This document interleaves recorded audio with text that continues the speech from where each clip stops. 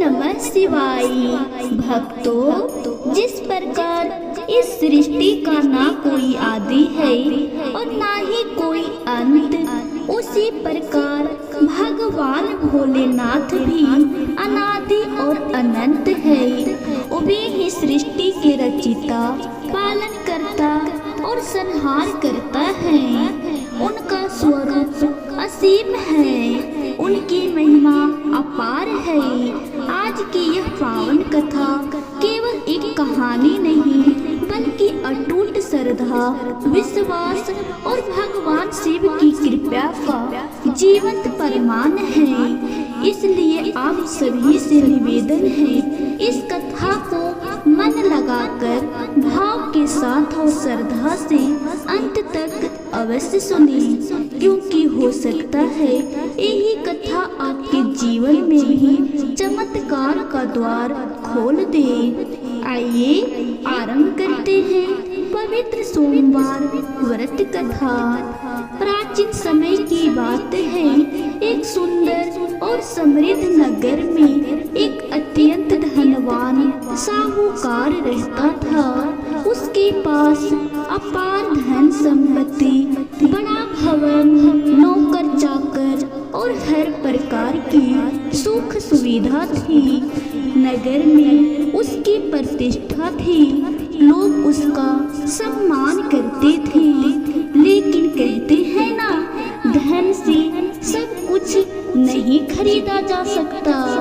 उसके जीवन में एक गहरी कमी थी, वह संतान सुख से वंचित था।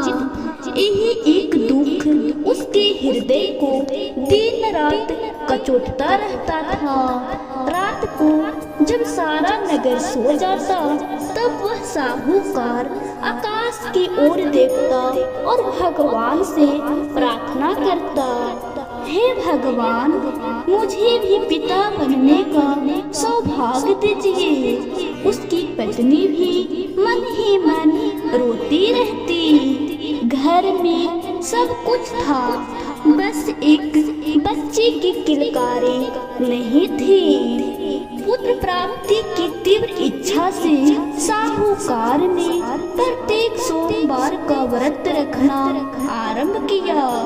वह प्रातः काल स्नान करता, स्वच्छ वस्त्र धारण करता, भगवान शिव की विधि पूर्वक पूजा करता, बेलपत्र अर्पित करता, मंत्र जाप करता और संध्या समय मंदिर जाकर शिवलिंग के समक्ष घी का दीपक जलाता। उसकी भक्ति में कोई दिखावा नहीं था, केवल सच्ची श्रद्धा थी। एक दिन कैलाश पर्वत पर विराजमान माता पार्वती ने भगवान शिव से कहा, हे स्वामी, वह साहूकार आपका अनन्य भक्त है, कितनी निष्ठा से आपका व्रत करता है, क्या उसकी मनोकामना पूर्ण नहीं होनी चाहिए? भगवान शिव शांत स्वर में बोले, हे पार्वती, यह संसार कर्म भूमि है। मनुष्य अपने पूर्व जन्म और वर्तमान कर्मों के अनुसार फल पाता है।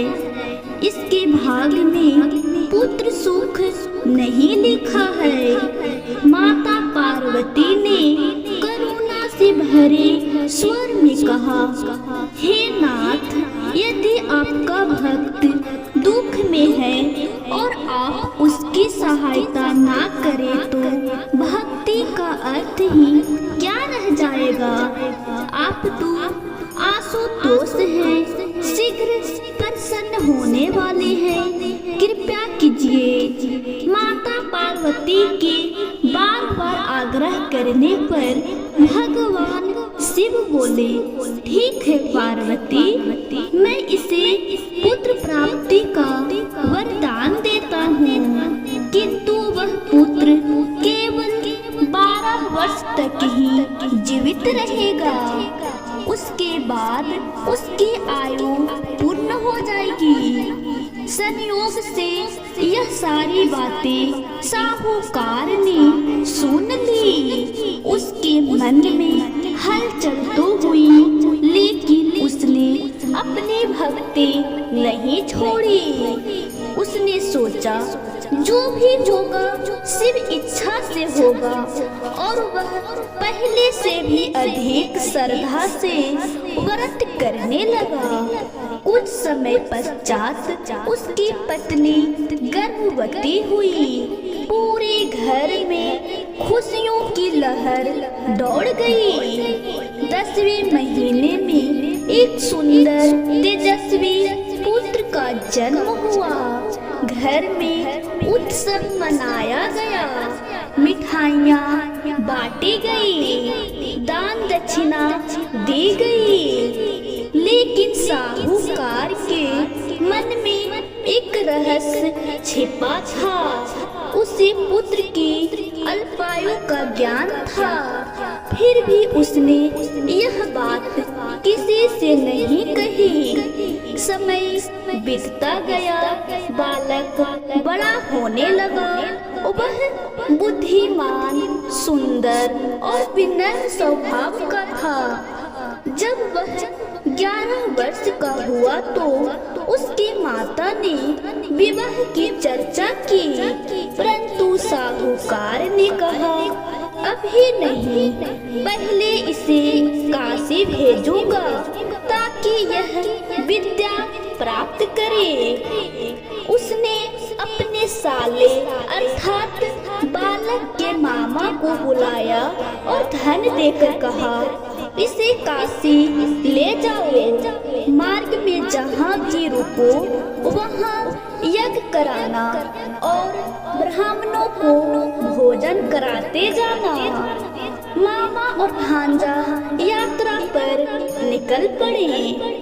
वे हर स्थान पर यज्ञ कराते, दान देते और आगे बढ़ते। एक दिन वे एक ऐसे नगर पहुँचे जहाँ राजा की कन्या का विवाह हो रहा था। बारात आई थी, परंतु वर एक आँख से काना था। राजा चिंतित था कि कहीं यह बात प्रकट ना हो जाए। जब उसकी दृष्टि उस सुंदर बालक पर पड़ी तो उसके मन में एक विचार आया। उसने मामा से निवेदन किया कि दरवाजे की रस्म के लिए बालक को वर के रूप में खड़ा कर दिया जाए। धन के लालच में वे मान गए। बालक को वर के वस्त्र पहनाए गए, घोड़ी पर बैठाया गया और रस्म पूरी हुई। लोभ बढ़ा और अंततः फेरे व कन्यादान भी उसी बालक से करा दिए गए। विवाह पूर्ण हो गया, परंतु विदा के समय बालक ने चुपके से राजकुमारी की चुनरी पर लिख दिया तुम्हारा वास्तविक विवाह मेरे साथ हुआ है। जिस राजकुमार के साथ तुम्हें भेजा जाएगा वह काना है। मैं काशी जा रहा हूँ। जब कुमारी ने यह पढ़ा तो उसने विदा से इनकार कर दिया। विवाह टूट गया, बारात लौट गई। उधर मामा भांजा काशी पहुँच गए। बालक ने अध्ययन आरंभ किया। समय का चक्र चलता रहा। जब बालक 12 वर्ष का हुआ उसी दिन यज्ञ चल रहा था। उसने मामा से कहा आज मेरी तबीयत ठीक नहीं है। वह विश्राम करने गया और थोड़ी ही देर में उसके प्राण निकल गए। मामा का हृदय टूट गया, परंतु उन्होंने धैर्य रखा और पहले यज्ञ पूर्ण किया। तब तभी भगवान शिव और माता पार्वती वहाँ से गुजरे।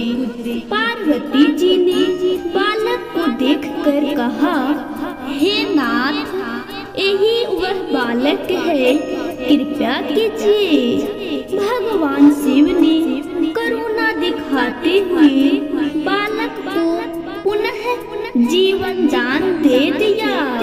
बालक उठ बैठा, जैसे गहरी नींद से जागा हो। इसके बाद मामा और भांजा लौटे।